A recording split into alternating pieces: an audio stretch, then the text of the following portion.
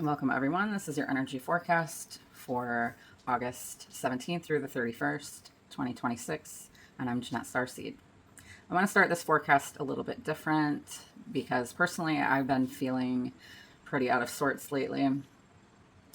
I've been going through a lot in my own life, working a lot just to try to make ends meet, and honestly questioning what I'm supposed to be doing next and where I should be putting the little time and energy that I have left.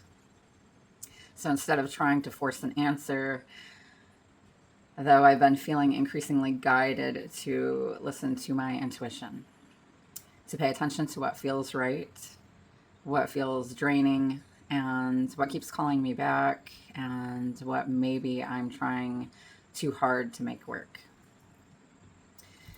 And when I looked more deeply at the astrology unfolding over the second half of August, I actually figured it makes a lot of sense, even though I wish it wasn't that way. So we're currently moving through the space between two eclipses. We are in eclipse season, the Leo solar eclipse on August 12th, and the Pisces lunar eclipse coming on August 27th, 28th, depending on your location. So eclipse seasons have a way of bringing things to the surface that we've been able to avoid, suppress, rationalize, or simply haven't had the space to deal with yet. Sometimes we know exactly what's changing. Other times we just know that something feels different before we can understand why. The energy we move through around August 17th onward may have already felt contradictory. Mars in Cancer squared Neptune in Aries, while Venus in Libra sextiled Jupiter in Leo, and Mercury in Leo trine Saturn in Aries. On one hand, there was supportive energy for creativity, relationships, opportunities, conversations, and making more serious plans for the future, for some, depending on your birth chart and where these are hitting your birth chart. In other words, how your planets and points are aspecting these aspects. But underneath that, Mars and Neptune could leave us feeling tired. You could be feeling tired, scattered, emotionally overwhelmed, or uncertain about where your energy should actually be going.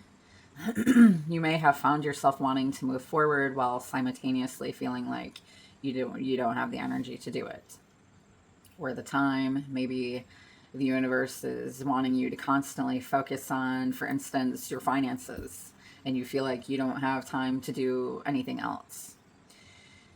You may have questioned something that you were previously excited about, struggled to stay motivated, or wondered whether you're following your intuition or simply reacting to exhaustion, fear, or disappointment. And sometimes the answer isn't to push harder. Sometimes confusion is showing us that we need enough quiet to hear ourselves again, to hear our soul. And as we arrive at August 21st, which is today, relationships, money, self-worth, and reciprocity become increasingly important themes as Venus in Libra opposes Saturn retrograde in Aries.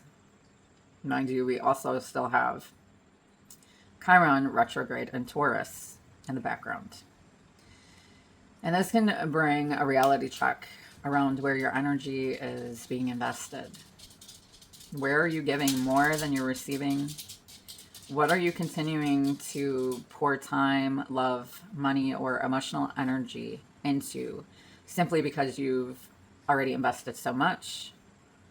Or you think if you keep doing that, then it'll pay off? Where have you accepted less than you actually need because you've been afraid of losing something altogether? Saturn doesn't necessarily remove what's meant for us, it tests its structure. Relationships may require stronger boundaries and accountability. Accountability is showing up strongly here moving forward because that is what we are requiring of anything that we put our time and energy into. Financial realities may require difficult choices. Something we've been hoping would improve on its own may require us to finally look at what it is actually happening rather than what we hoped would happen. And how do we need to discipline ourselves? Or what do we need to remove to create more stability in that area? And that theme becomes even stronger as we reach August 22nd and 23rd. The sun reaches the end of Leo and interacts with the nodal axis before entering Virgo, creating the feeling of a crossroads between who we've been and what we're becoming.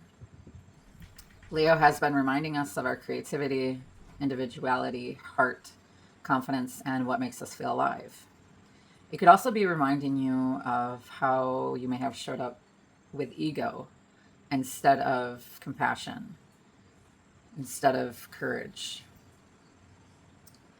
Because we have the South Node in Leo, because our nodes have changed. So the North Node is in Aquarius, South Node is in Leo, and that will bring to the surface anything that is of how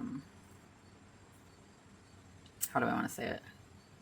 The lower forms of Leo, such as ego or narcissism, is bringing that to the forefront, so that we can create a better way moving forward, so we can learn lessons from that, because we're moving into Aquarius. So Aquarius strips down the ego. Aquarius is humanitarian and is for the collective. And so you may be humbled in some areas of your life. So Virgo is asking, because, what did I say about Virgo? Yeah, because we're entering Virgo season. So Virgo is asking, how are you going to make space for that in your real life? Creative works, moving from the heart, structure, your goals.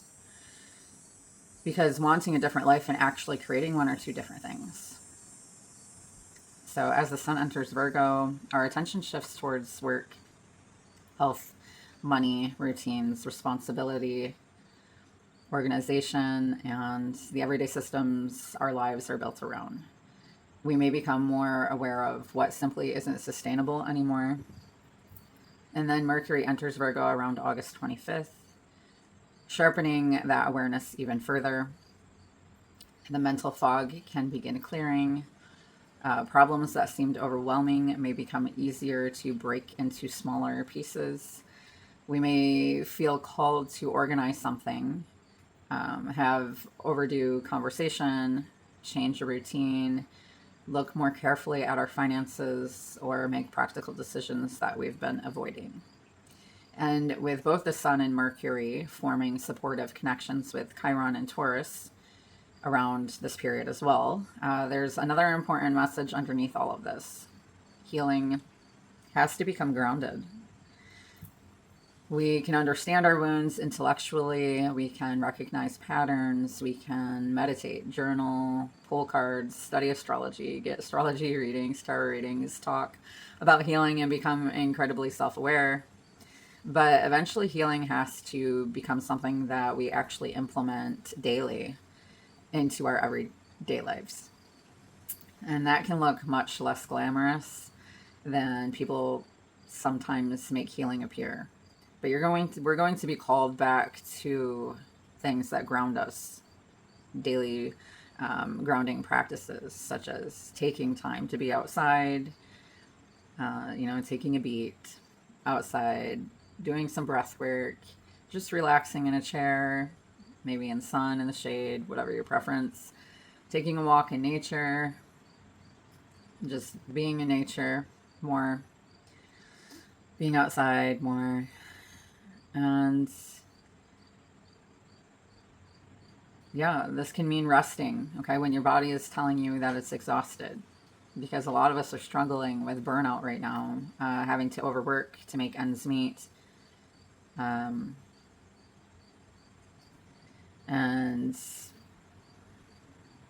even, yeah, on our days off. So it's like some of us don't even really know what a day off is anymore, thanks to the system that we're trying to move away from collectively.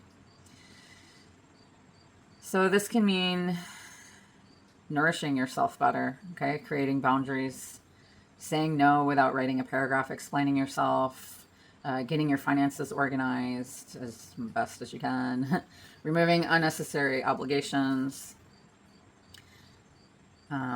making your home feel more peaceful, creating routines that support your nervous system instead of constantly keeping it activated and overstimulated.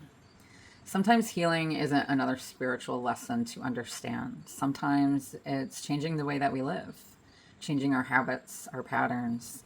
And all of this is preparing us for the most significant energy of this entire period.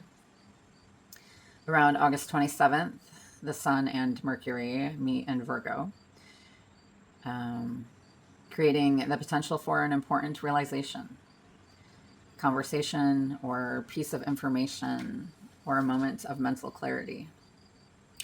Sometimes we've been trying to understand, or something we've been trying to understand may finally click.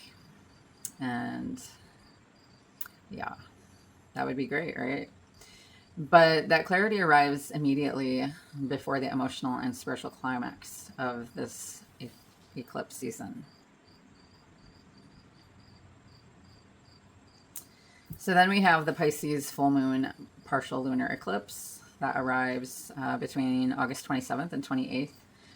And this eclipse activates the Pisces Virgo axis, okay, bringing us directly into the tension between control and surrender.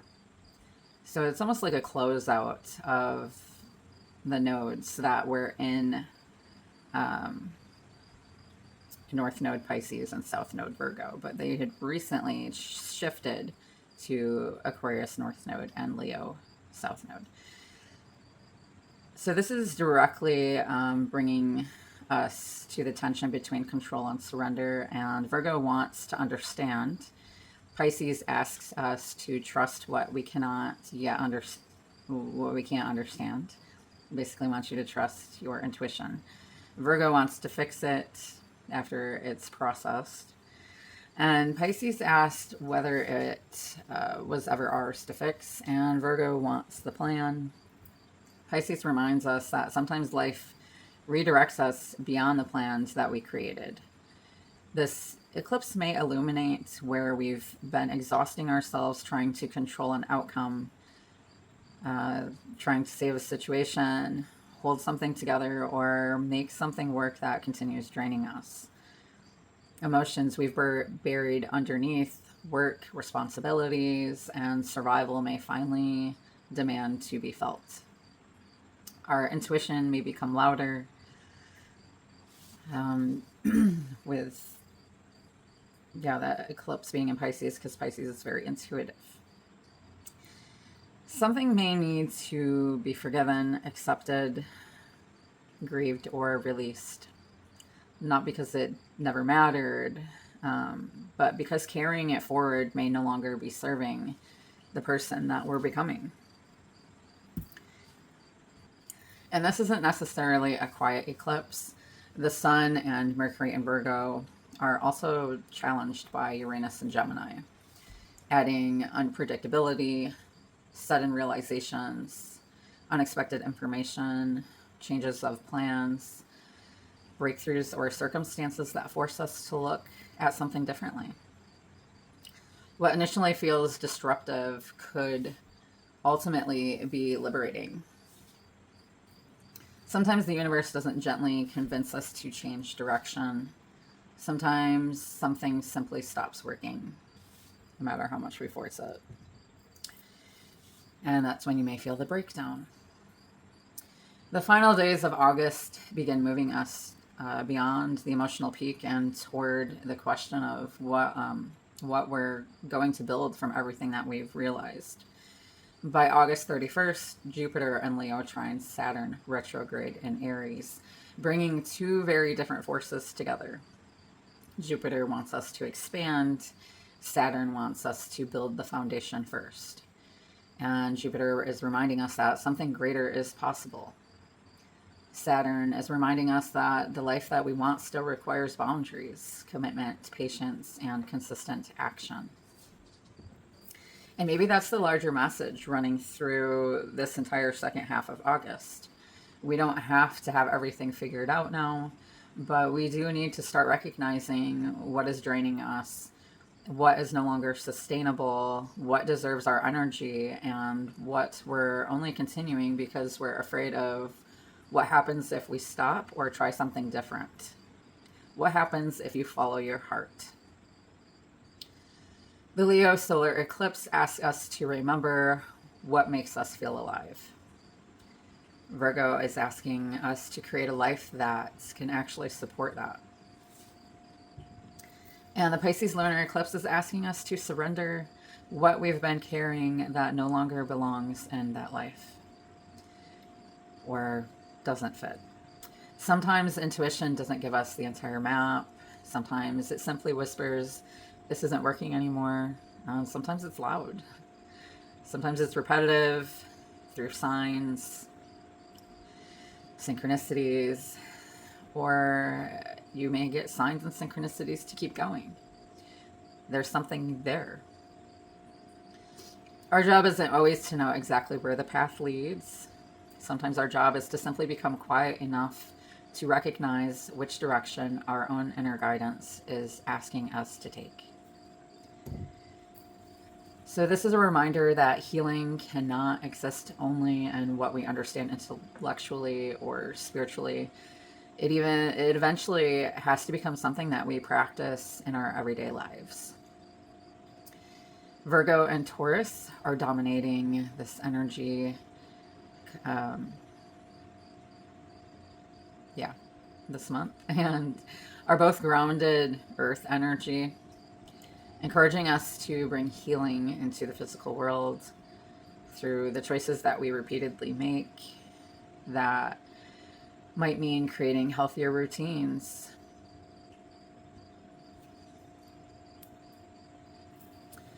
sorry, someone's trying to call. Tending to our bodies, getting enough rest, and spending time in nature, setting stronger boundaries, simplifying what overwhelms us, grounding our nervous system, or becoming more intentional about where our time and energy goes. And we don't have to completely transform ourselves overnight. Sometimes the deepest healing happens through small, consistent choices that slowly create a life that feels safer, steadier, and more supportive to live in. And if you want to know how these energies are moving through your own personal blueprint, I just seen 222, sorry. I've been seeing it so often. Do you see 222? I know it represents balance, harmony, and partnerships, but I'm thinking there may be more to it than that.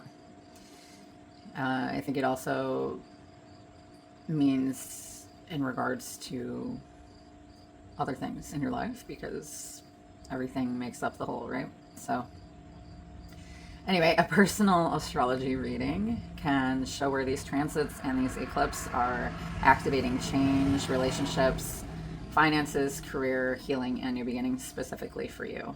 And I have my reading options available in my pinned post on Facebook and TikTok, or you can contact me directly and I'll send you the options. I have different contact options in my link tree, which will either be in my bio or the description box of my videos, depending on what platform you're on seeing my video. And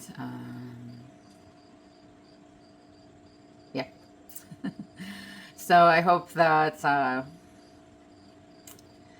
moving forward, some positive changes are happening in your life and that you don't get too overwhelmed. Definitely take time to hug a tree, go into nature. Try to fit in what you're passionate about and